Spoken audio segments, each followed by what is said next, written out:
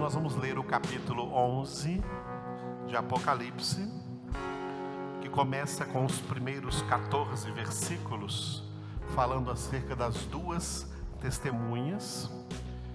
E esse capítulo 11, ele ainda vai trazer a finalização da sexta trombeta e o início da sétima trombeta. Estamos aqui entre a sexta, terminando a sexta, os eventos ligados à sexta trombeta e chegando nos eventos da sétima trombeta. Glória a Deus. Muito bem, então vamos começar com a leitura de todo o capítulo de número 11 de Apocalipse. Quem abriu aí já, diga glória a Deus. Vamos ler juntos. Foi-me dado um caniço semelhante a uma vara, e também me foi dito: dispõe-te e mede o santuário de Deus, o seu altar e os que naquele adoram. Mas deixa de parte o átrio exterior do santuário e não o meças, porque ele foi dado aos gentios. Estes, por 42 meses, calcarão aos pés a cidade santa. Darei às minhas duas testemunhas que profetizem por 1260 dias, vestidas de pano de saco. São estas as duas oliveiras e os dois candeeiros que se acham em pé diante do Senhor da terra. Se alguém pretende causar-lhes dano, sai fogo da sua boca e devora os inimigos. Sim, se alguém pretender causar-lhes dano, certamente deve morrer. Elas têm autoridade para fechar o céu, para que não chova durante os dias em que profetizarem. Têm autoridade também sobre as águas, para convertê-las em sangue, bem como para ferir a terra com toda sorte de flagelos, tantas vezes quantas quiserem. Quando tiverem então concluído o testemunho que devem dar, a besta que surge do abismo pelejará contra elas e as vencerá e matará. E o seu cadáver ficará estirado na praça da grande cidade, que espiritualmente se chama Sodoma e Egito, onde também o seu Senhor foi crucificado. Então, muitos dentre os povos, tribos, línguas e nações contemplam os cadáveres das duas testemunhas por 3 dias e meio, e não permitem que esses cadáveres sejam sepultados. Os que habitam sobre a terra se alegram por causa deles, realizarão festas e enviarão presentes uns aos outros, porquanto esses 2 profetas atormentaram os que moram sobre a terra. Mas depois dos 3 dias e meio, um espírito de vida, vindo da parte de Deus, neles penetrou, e eles se ergueram sobre os pés, e àqueles que os viram sobreveio grande medo. E as duas testemunhas ouviram grande voz vinda do céu, dizendo-lhes: subi para aqui. E subiram ao céu numa nuvem, e os seus inimigos as contemplaram. Naquela hora houve grande terremoto, e ruiu a 10ª parte da cidade, e morreram nesse terremoto 7.000 pessoas, ao passo que as outras ficaram sobremodo aterrorizadas e deram glória ao Deus do céu.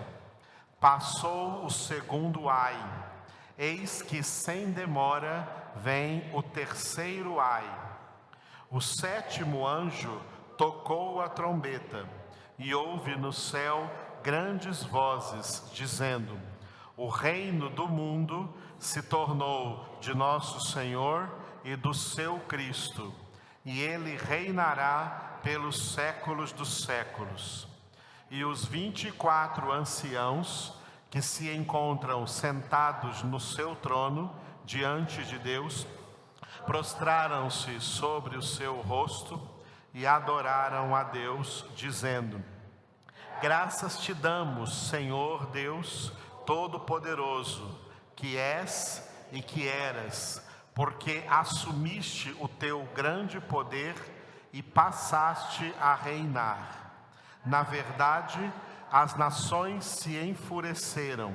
Chegou, porém, a tua ira e o tempo determinado para serem julgados os mortos, para se dar o galardão aos teus servos, os profetas, aos santos e aos que temem o teu nome, tanto aos pequenos como aos grandes, e para destruíres os que destroem a terra.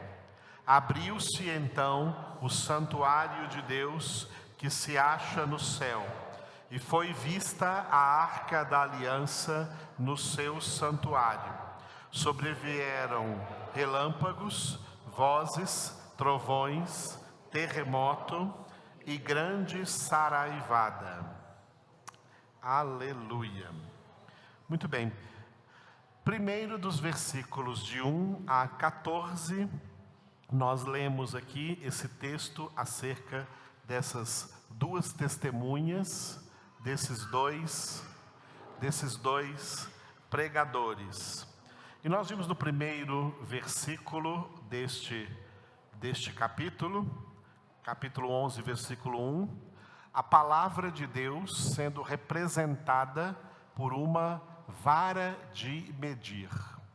Nós vimos domingo à noite, no capítulo 10, a palavra sendo representada por um livrinho que foi entregue ao apóstolo João, e ele deveria comer, e na boca era doce como mel, e nas entranhas era amargo, no estômago era amargo. A palavra de Deus ali foi representada por aquele livrinho. Aqui, nesse capítulo 11, no primeiro versículo, a palavra de Deus é representada a uma vara de medir, um caniço. Por isso está escrito: foi-me dado um caniço semelhante a uma vara, e também me foi dito: dispõe-te e mede o santuário de Deus, o seu altar e os que naquele adoram. Repitam. Foi-me dado um caniço semelhante a uma vara, e também me foi dito: dispõe-te e mede o santuário de Deus, o seu altar e os que naquele adoram. Glória a Deus. O santuário de Deus, a palavra de Deus é a vara de medir. Por que a palavra de Deus é comparado a uma vara de medir? Porque a palavra de Deus é exposta para nós como todo o ideal de santidade que Deus propõe para a nossa vida. Em Hebreus capítulo 12, está escrito que nós devemos correr a carreira que nos está proposta. Que carreira que nos está proposta? A carreira que nos está proposta é uma carreira de santidade. A palavra de Deus é comparada a uma vara de medir. Como é o nome dessas varinhas de medir, esse negócio de medir hoje em dia? Trena, né? Essa trena de medir é como uma trena de medir. E o total da medida dela é a perfeição, é a santidade. Cada vez que nós meditamos na palavra de Deus, ouvimos a palavra de Deus, lemos a palavra de Deus, nós estamos sendo medidos por essa palavra. E nós precisamos meditar acerca disso para entender o seguinte: quanto falta para cada um de nós? Cada um deve meditar a nível pessoal.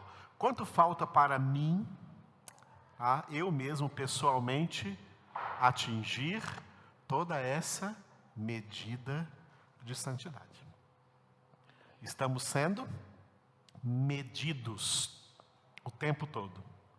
Deus nos olha e nos mede o tempo todo e sabe quanto nós já evoluímos, já progredimos na santificação e quanto ainda falta para completar em nós esta obra de santificação. Dentro dessa meditação, a pergunta mais óbvia é a seguinte: a sua medida de santidade está aumentando ou está estagnada?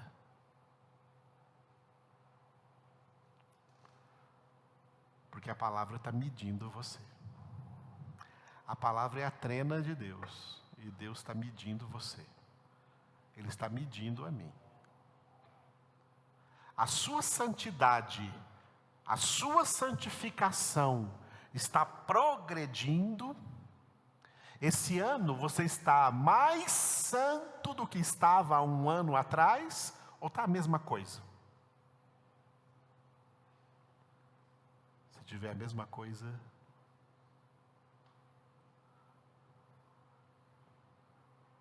você está terrível diante de Deus. Se ano após ano não estiver havendo progresso de santificação na sua vida, você está devendo muita coisa diante de Deus. O pecado colocou nas nossas almas aquele sentimento falso de que não precisamos mudar. Aquele famoso sentimento de Gabriela. Eu nasci assim, eu cresci assim, eu sou sempre assim. Eu não vou mudar. Eu não vou mudar. E tem gente que até fala para os outros: não adianta você falar comigo porque eu não vou mudar.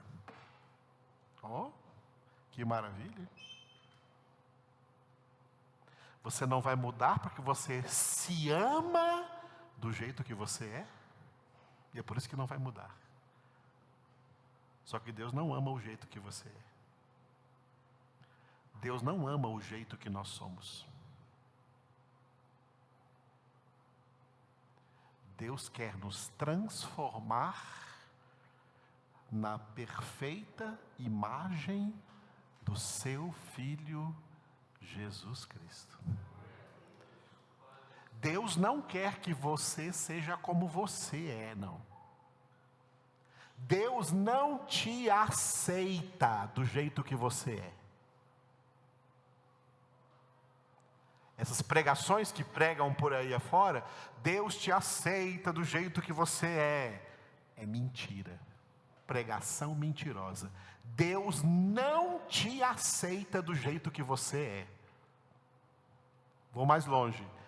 Do jeito que você é, Deus te rejeita.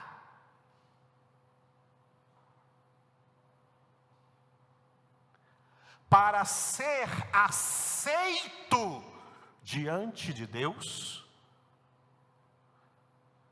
tem que ser como o seu Filho Jesus.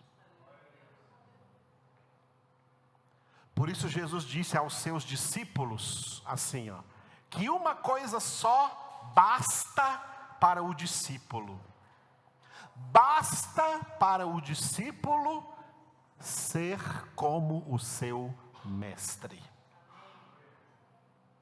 Somos discípulos de Jesus?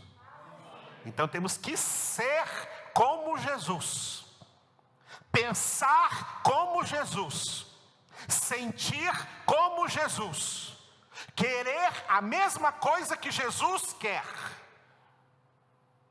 agir como Jesus, falar como Jesus, se relacionar como Jesus.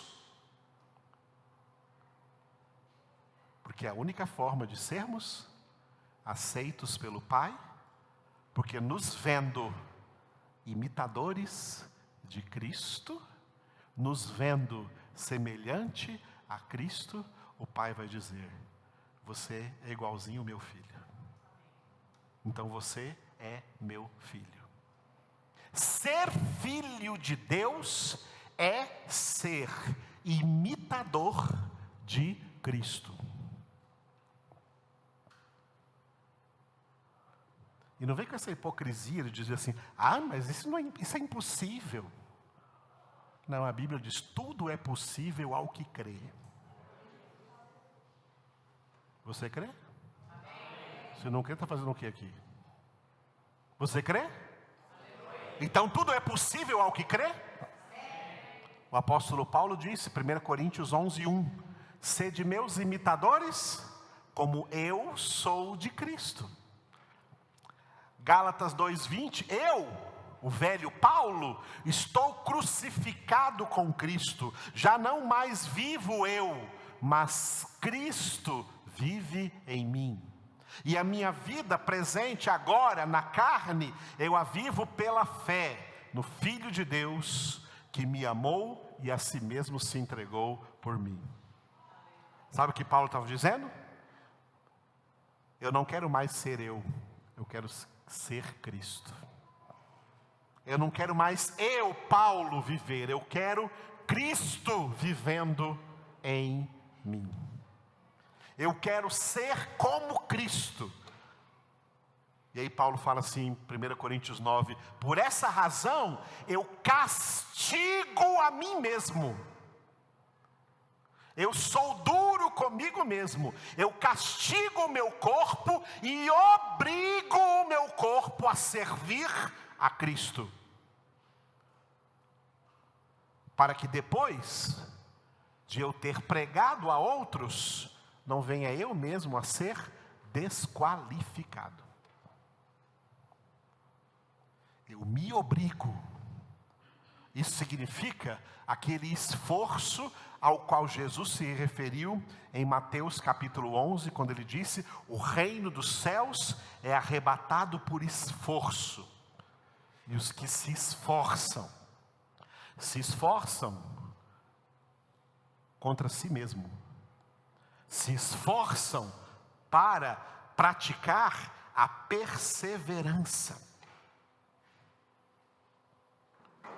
a fim de que alcancemos a promessa da salvação em Cristo Jesus. Tem que ter esforço. E por isso o apóstolo Pedro escreveu, 1 Pedro 4,18, se é com dificuldade. Com facilidade? Com facilidade? Com dificuldade que o justo é salvo. Onde vai comparecer o ímpio? Sim, o pecador. A palavra de Deus é uma vara de medir. Deus sabe o quanto está faltando para sermos semelhantes a Jesus, e Deus está vendo o que estamos fazendo para ser igual a Jesus, para deixar de ser como nós, porque nós somos inaceitáveis diante de Deus, nós somos abomináveis diante de Deus. Esse ego nosso é abominável diante de Deus. Tem que mudar. Por isso a ordem que a palavra de Deus traz para nós, Romanos 12:2, é: transformai-vos mediante a renovação da vossa mente, para que experimenteis qual seja a boa, agradável e perfeita vontade de Deus. E a vontade de Deus é a nossa? Sem a qual? Diga, sem a santificação? Eu não verei o Senhor.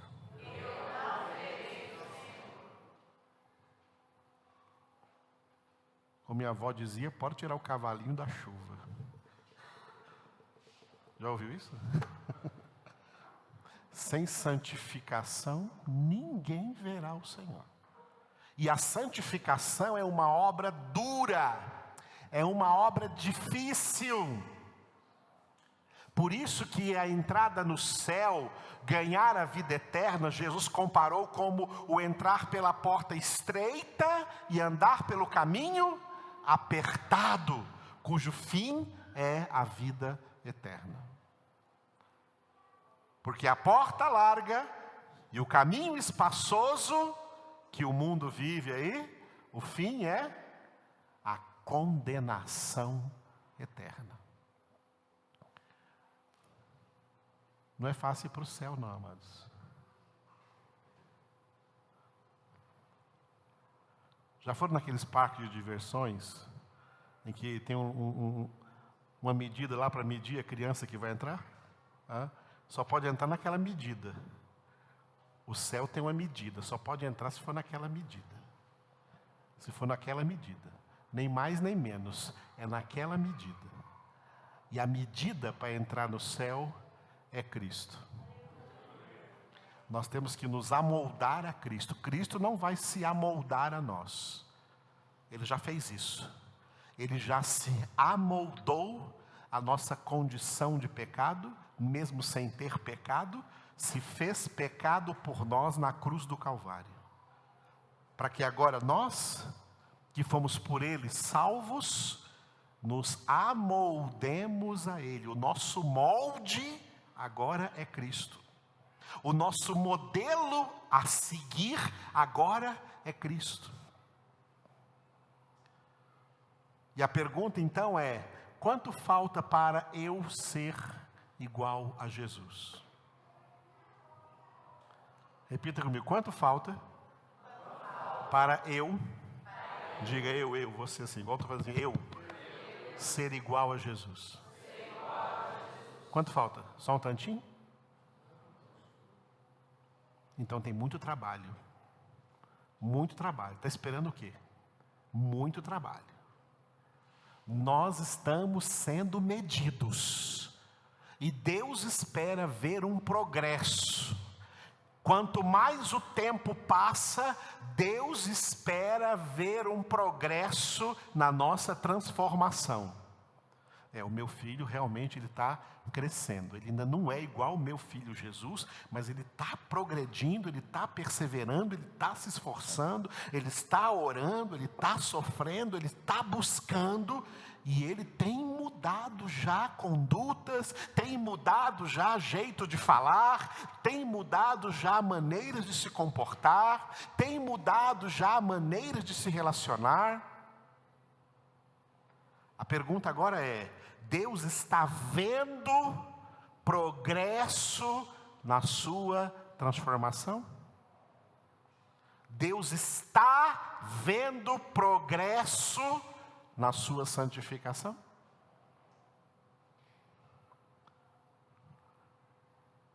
A tendência natural é não progredir. A tendência natural é se conformar. A tendência natural é deixar quieto, ficar como está, não mudar. Essa é a tendência natural. Essa tendência é maligna. Nós temos que lutar contra essa tendência e mudar. E buscar transformação. A palavra de Deus está nos medindo. Ela é essa vara. Ela tem a medida perfeita da santidade que Deus quer. Para o Edivaldo, tá? Para o Fabinho, para o Gilberto, para o Wilson, para a Marlene, para a Sheila. Ele tem a medida certa. E Ele está vendo se nós estamos lutando para nos aproximar dessa medida certa de santidade. O tempo está passando e Ele está nos dando o prazo da nossa vida para realizarmos esse trabalho. Aleluia? Estamos sendo medidos. 3 coisas aqui são medidas. As 3 eu coloquei de vermelho ali. Primeiro, mede o santuário de Deus. O santuário de Deus representa a sua igreja eleita. A sua igreja eleita na face da terra. Mateus capítulo 16, versículo 18, foi onde Jesus disse: sobre essa pedra, que é a palavra, ele estava se referindo à palavra, sobre essa pedra, que é a minha palavra, ou seja, que sou eu mesmo, o verbo de Deus, a palavra de Deus, Jesus disse: eu mesmo edificarei a minha igreja, e as portas do inferno não prevalecerão contra ela. Sobre essa palavra, o que Jesus está dizendo, sobre essa pedra, sobre essa palavra que é viva e eficaz, eu mesmo edificarei a minha igreja. A igreja de Cristo é chamada aqui de santuário de Deus, que não é nenhum santuário construído por mãos humanas, mas o número daqueles que são templos vivos do Espírito Santo. O número daqueles que verdadeiramente amam Jesus, e por isso Jesus disse para eles em João 14, 23, se alguém me ama, guardará a minha palavra, e meu Pai o amará, e nós viremos para ele, e faremos nele morada. Aleluia. A comunidade das moradas de Deus, a comunidade dos que são verdadeiramente santuário de Deus. Somos um edifício. Paulo diz que somos um edifício, como se cada um de nós fosse um tijolo nesse edifício, formando a igreja de Cristo Jesus. Pedro também disse isso, 1 Pedro capítulo 2, nós como pedras, edificados em cima da pedra angular, que é Cristo Jesus. Esse santuário, Deus está medindo todo o tempo a sua igreja na terra. Como essa igreja está progredindo, como essa igreja está crescendo espiritualmente, como essa igreja está crescendo em qualidade mais do que em quantidade, em qualidade de vida espiritual, o que essa igreja tem praticado, se essa igreja está na palavra, ou está perdendo tempo com coisas que não alimentam, porque o que alimenta é a palavra de Deus, o que nutre espiritualmente é a palavra de Deus. O altar, mede o altar. O altar é uma representação do pastoreio, os pastores do rebanho. O apóstolo Pedro escreveu em 1 Pedro capítulo 5, qual deve ser o perfil dos verdadeiros pastores, os pastores agradáveis a Deus. Os pastores agradáveis a Deus têm este perfil que nós vemos aqui, Pedro chamando os pastores de presbíteros. Então, desde o primeiro versículo, ali eu só coloquei versículos 2 e 3, mas pode ser lido aqui do 1 até o 4. Vamos ler juntos? 1 Pedro 5, de 1 a 4. Todos juntos. Rogo, pois, aos presbíteros que há entre vós, eu, presbítero como eles, e testemunha dos sofrimentos de Cristo, e ainda coparticipante da glória que há de ser revelada, pastoreai o rebanho de Deus que há entre vós, não por constrangimento, mas espontaneamente, como Deus quer, nem por sorte da ganância, mas de boa vontade, nem como dominadores dos que vos foram confiados, antes, tornando-vos modelos do rebanho. Ora, logo que o Supremo Pastor se manifestar, recebereis a imarcessível coroa da glória. Esse texto traça o perfil ideal para os pastores. Os pastores que são aqui representados pelo altar. A palavra de Deus mede os pastores. A palavra de Deus mede os ministérios, os ministros aos quais foram confiados o rebanho de Deus.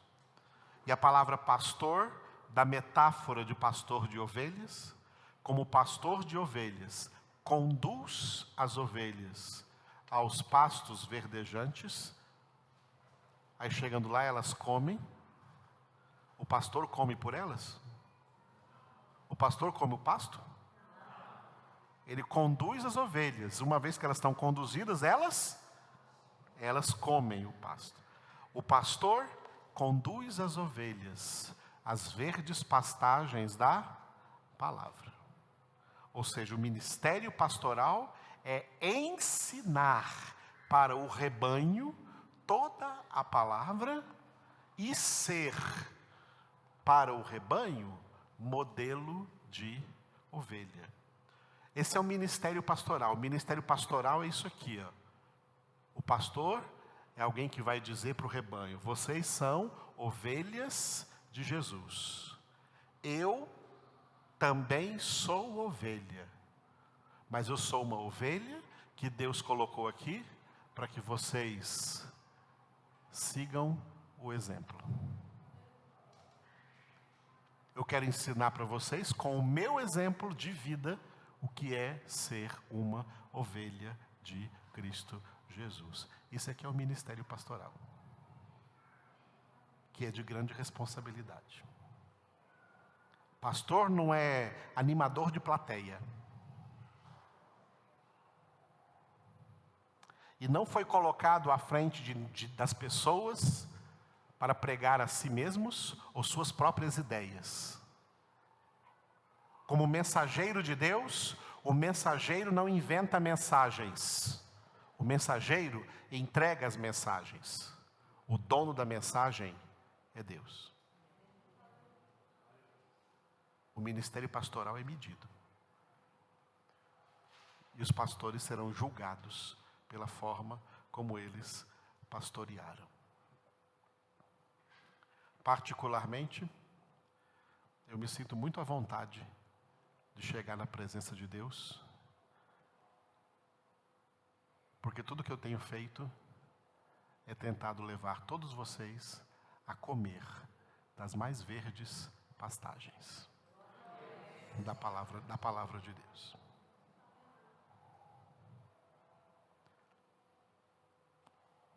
Muitas vezes eu não faço coisas que vocês pensam erroneamente que pastor tinha que fazer. Tem gente que pensa que pastor tem que ser paternalista. Nem Deus, que é pai, é paternalista. O paternalismo estraga filhos. Paternalismo não educa. Paternalismo cria filhos mimados. Filhos de Deus não são mimados. O filho mais amado de Deus, Jesus Cristo, está escrito na Bíblia, teve que aprender a obediência pelas coisas que sofreu, e o Pai educou Jesus com cruz. E ele foi obediente até a morte, e morte de cruz. Como você acha que ele quer educar você?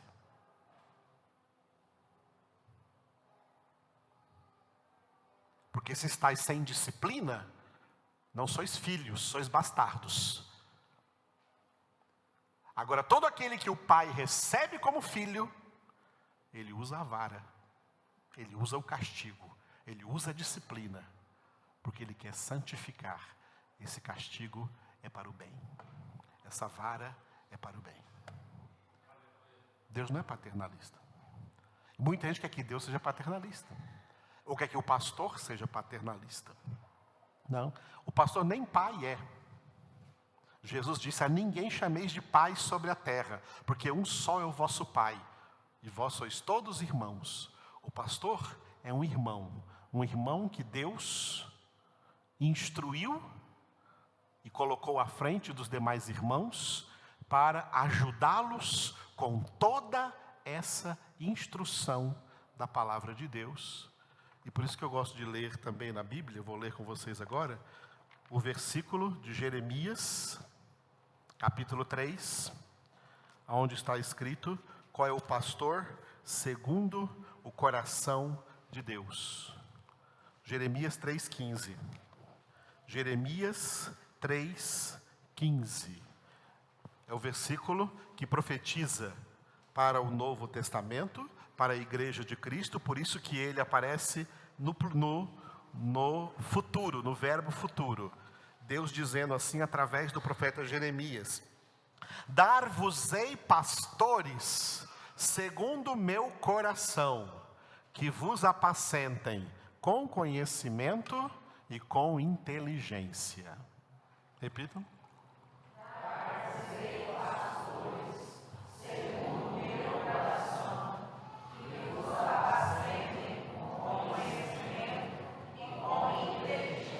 Aleluia.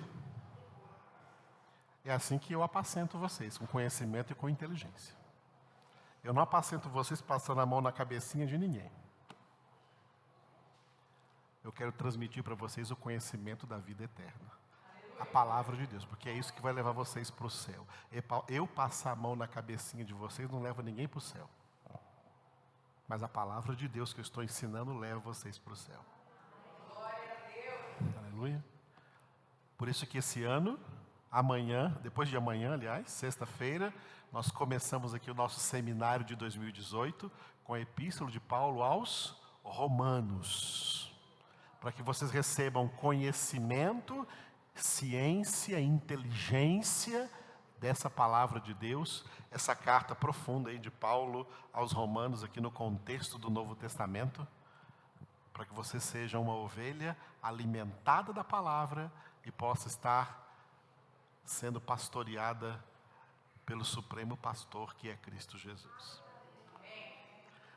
Aleluia, amados. Mas não pense que eu fico me gloriando diante de Deus, não. Eu me humilho todos os dias diante de Deus. Eu me meço diante de Deus na palavra. Eu faço reflexão. Reflexão é refletir. Como você reflete a sua própria imagem diante de um espelho. Eu me reflito na palavra e tenho plena consciência de tudo quanto falta para eu ser como Jesus. E eu luto todos os dias para ser como Jesus. O máximo possível que eu posso. Deus é minha testemunha. Que não minto para vocês. O terceiro, que serão medidos, mede os adoradores, os que naquele adoram, que naquele santuário adoram, tá? Os adoradores são as ovelhas do rebanho.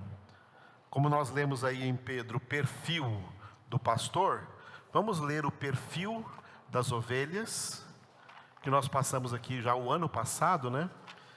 Em João capítulo 10, eu lembro que nós ficamos muito tempo em João, nesse capítulo de João, capítulo 10, falando acerca do pastor e das ovelhas. E aqui no capítulo 10, versículos 27 até o 28, 27 e 28, esses dois versículos traçam o perfil das verdadeiras ovelhas de Jesus. Por isso ele se refere a elas como as minhas ovelhas. As minhas ovelhas ouvem a minha voz, eu as conheço e elas me seguem eu lhes dou a vida eterna, jamais perecerão, e ninguém as arrebatará da minha mão. Repita.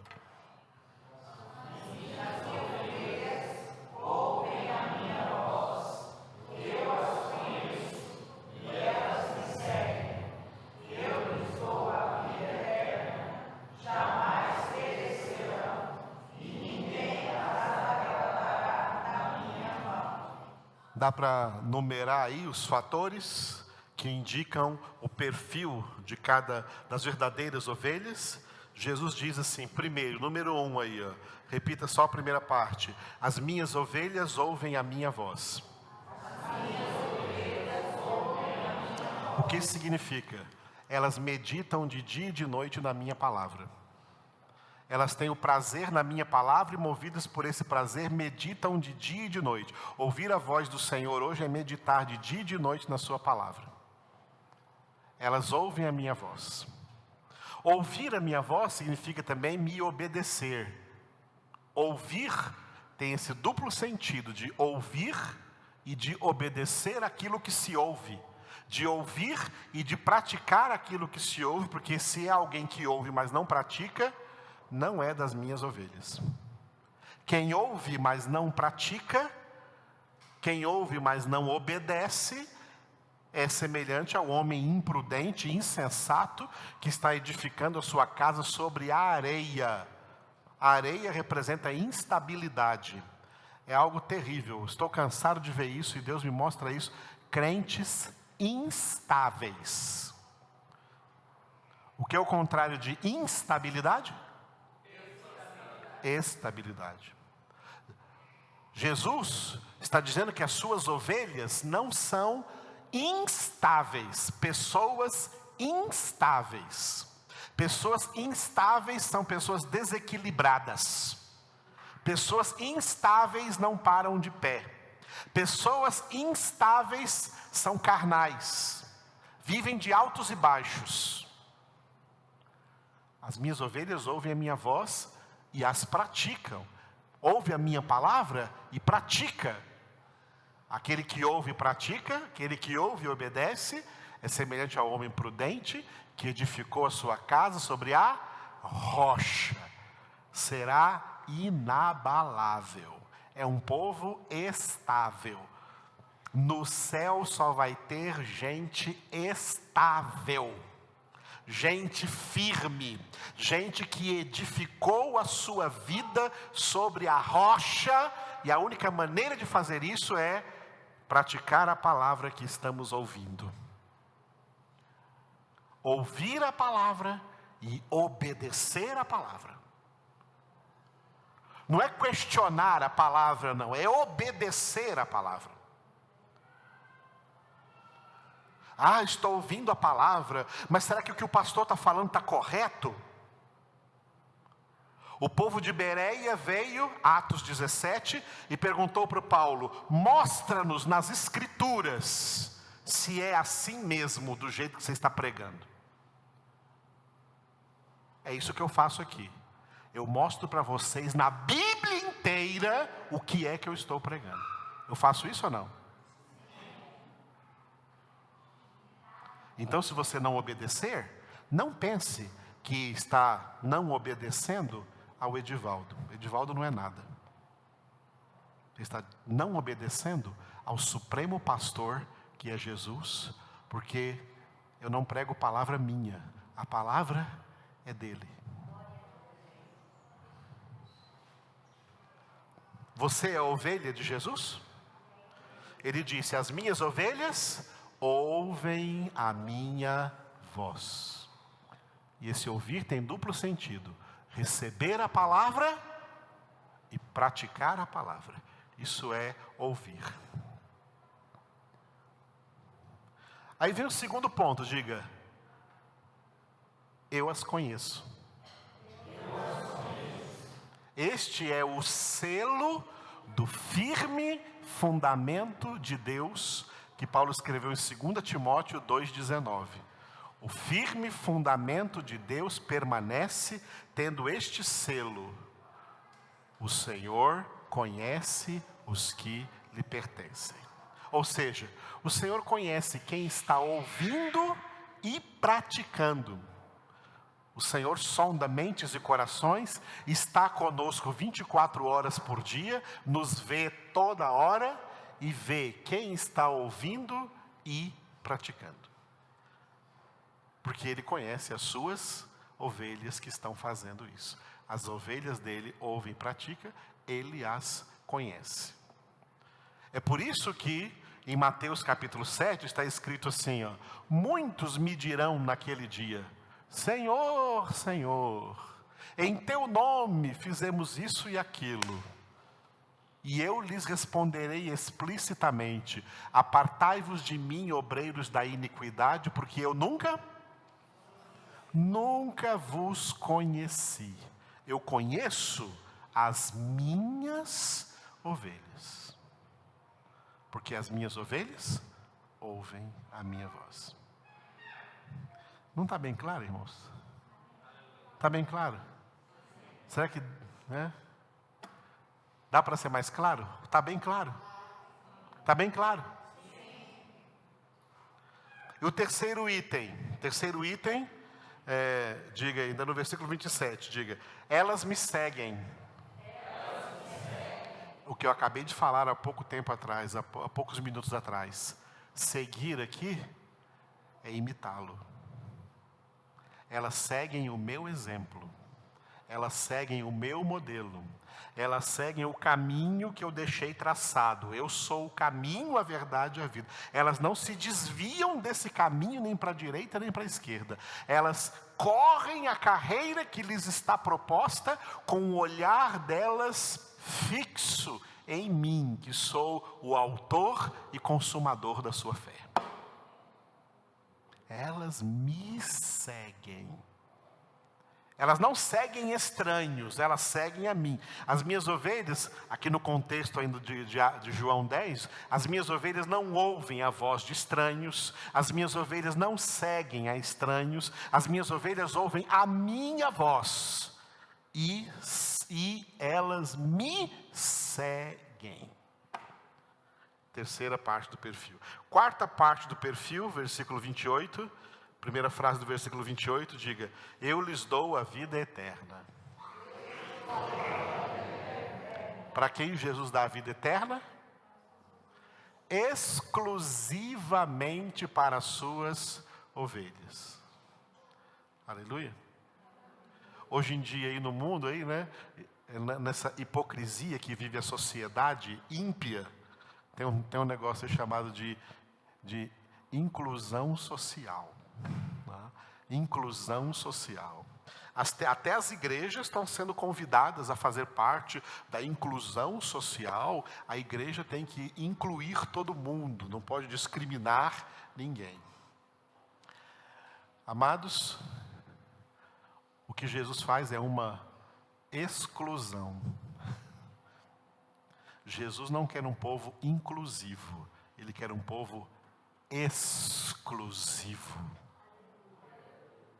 Não é qualquer um que pode se incluir no povo de Deus, não é qualquer um que pode se incluir no rebanho de Jesus. Ele contou uma parábola ali das bodas, em que havia alguém que se incluiu ali, ou foi incluído ali dentro, mas não tinha as vestes nupciais. Lembram dessa parábola? O Senhor chegou e falou: o que você está fazendo aqui sem as vestes nupciais? Eu fui incluído, né? Você sabe, inclusão social. Eu fui incluído aqui, posso ficar? De jeito nenhum. Amarra esse homem de mãos e pés e lança ele lá fora nas trevas exteriores, onde haverá choro e ranger de dentes, porque aqui é só para quem está com as vestes nupciais, as vestes da noiva de Cristo, as vestes de santidade. O céu exclui, o céu exclui a maioria esmagadora da humanidade. A maioria da humanidade não presta para o céu, não passa no crivo de Deus. O céu é só para as suas ovelhas. Por quê? Porque elas ouvem a sua voz, porque elas o seguem. Por isso, para elas, ele dá a vida eterna. Os outros todos, é a morte eterna. É a segunda morte. É o lago de fogo e de enxofre. É a justa condenação, porque o salário do pecado é a morte. Aí os hipócritas por aí escutam essa pregação, mas onde está o amor? O amor está no fato que Deus nos deu Jesus, que Deus nos deu a palavra. Agora, quem não obedece, acabou o amor. Aí vem a justiça e a justa ira de Deus. O amor é para quem obedece. Se alguém me ama, guardará a minha palavra, e meu Pai o amará. E viremos para ele e faremos nele morada. Quinto item desse perfil aí no versículo 28, diga: jamais perecerão. As verdadeiras ovelhas não desviam. As verdadeiras ovelhas não esfriam. As verdadeiras ovelhas não desanimam. As verdadeiras ovelhas permanecem. As verdadeiras ovelhas perseveram. E é por isso que elas jamais perecerão. Elas não olham para trás. Elas entendem que quem pôs a mão no arado e olha para trás não é digno do reino. Elas não se desviam nem para a direita nem para a esquerda, como Deus diz para Josué, no capítulo 1 de Josué, onde ele repete várias vezes para Josué: seja forte e corajoso. Uma das vezes que ele diz isso para Josué naquele capítulo é: seja forte e corajoso para não te desviar, nem para a direita, nem para a esquerda, de nenhuma das palavras deste livro da lei.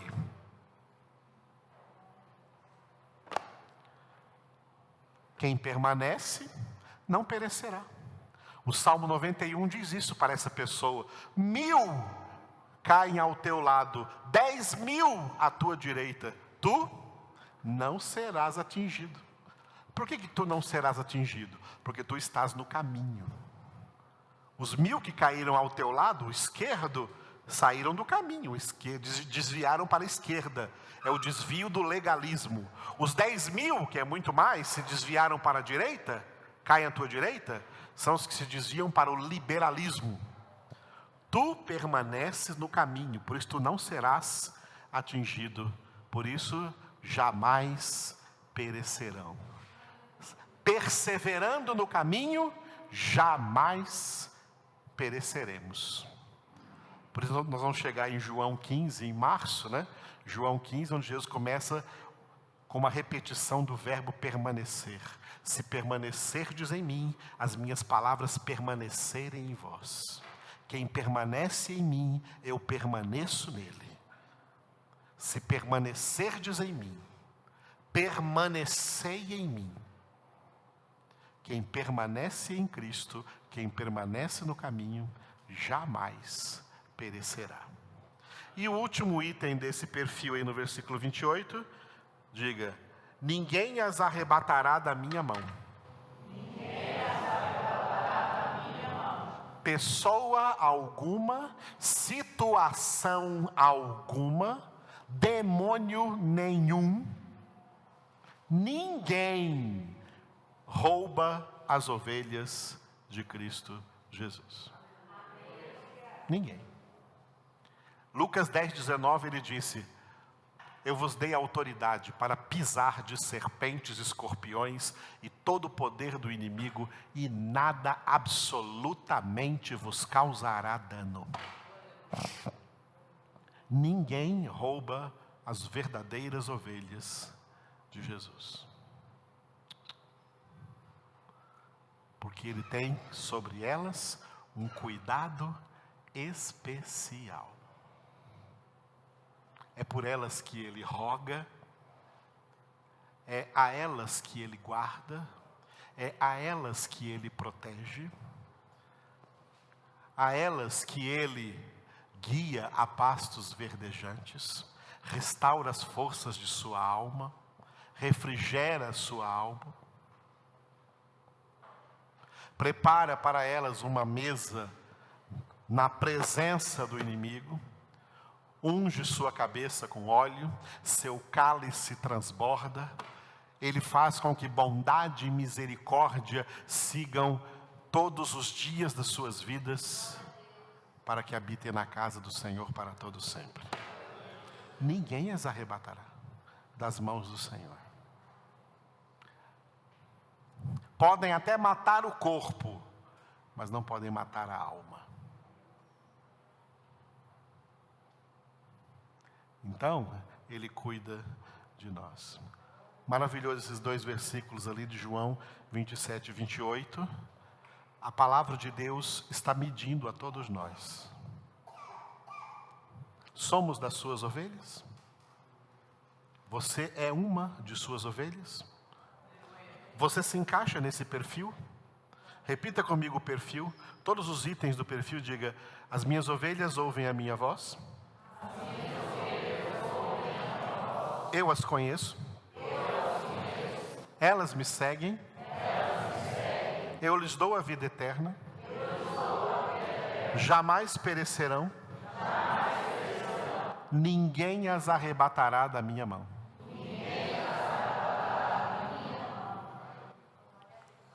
Esse é o perfil que a palavra de Deus traça como uma trena de medir sobre as verdadeiras ovelhas de Cristo Jesus. Aleluia. Glória a Deus.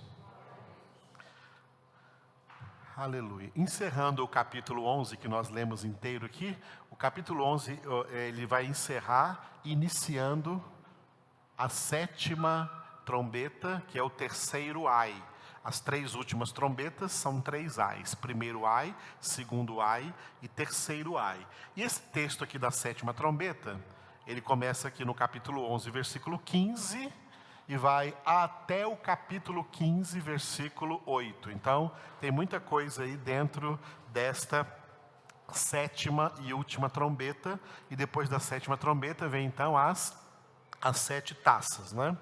A divisão desse texto todinho está lá, ó. A introdução é o final do capítulo 11, do 15 ao 19, diga: santuário aberto. E o desenvolvimento do capítulo 12 ao 14, vamos entrar nesse desenvolvimento aí no sábado, do 12 ao 14, diga: inimigo vencido. A derrota final de Satanás e dos seus secretários. Nós vamos ver quem são esses secretários. E a conclusão, né, no capítulo 15, de 1 a 8, diga: consumação da cólera. Hoje nós lemos a introdução, o santuário aberto, né, do capítulo 11, versículo 15 a 19. E eu destaquei só os 2 últimos versículos aqui, o 18 e o 19. O 18, leia comigo. Na verdade, as nações se enfureceram, chegou, porém, a tua ira e o tempo determinado para serem julgados os mortos, para se dar o galardão aos teus servos, os profetas, aos santos e aos que temem o teu nome, tanto aos pequenos como aos grandes, e para destruíres os que destroem a terra. E o versículo 19, abriu-se então o santuário de Deus, que se acha no céu, e foi vista a arca da aliança no seu santuário. E sobrevieram relâmpagos, vozes, trovões, terremoto e grande saraivada. Você viu que no capítulo 11 aqui, na 6ª trombeta e agora aqui na 7ª, cada uma delas teve um terremoto. Então, somando, até agora são 4 terremotos dentro da grande tribulação até a 7ª trombeta. 4 terremotos. A arca da aliança que foi vista é Cristo.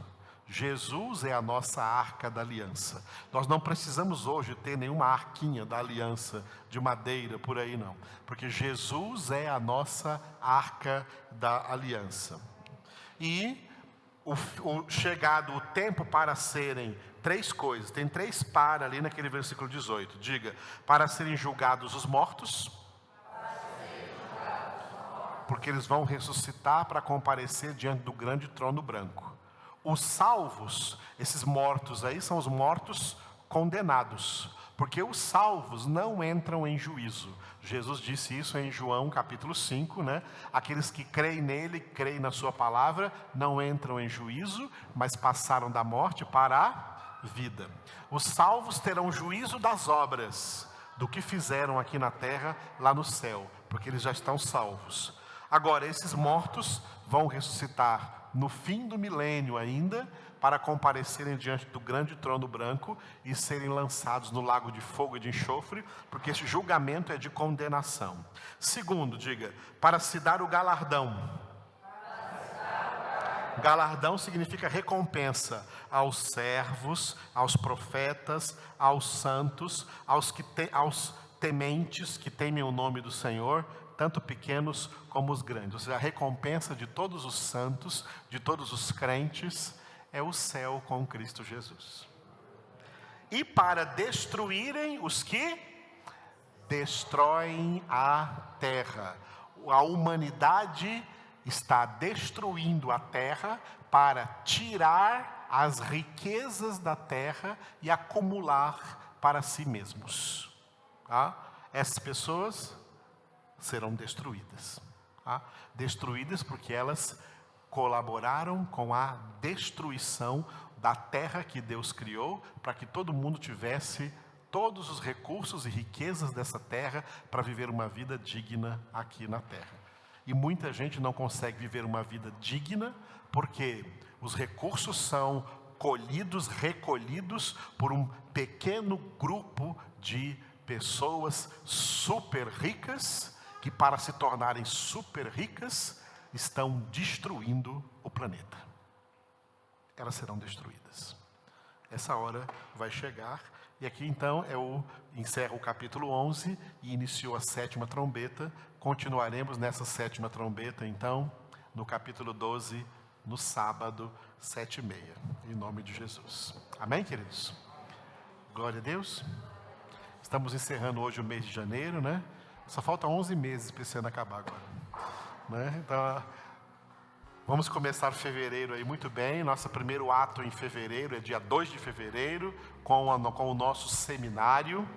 Tá? Eu não quero que ninguém falte, porque o Senhor está nos preparando para Ele, e essa é uma preparação muito forte. Tá? O nosso seminário aí com a Epístola aos Romanos, e nas demais reuniões continuaremos no Apocalipse. Em nome de Cristo Jesus, essas são as verdes pastagens às quais o bom pastor está nos conduzindo. Vamos dar graças ao Senhor. Obrigado, Senhor, por essa palavra que recebemos nessa noite. Te louvamos, Senhor, pela Tua palavra, que é como uma trena, uma vara para medir a cada um de nós espiritualmente.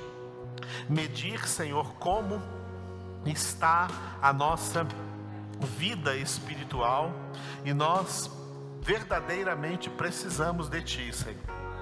Precisamos, Senhor, da Tua presença, da Tua misericórdia.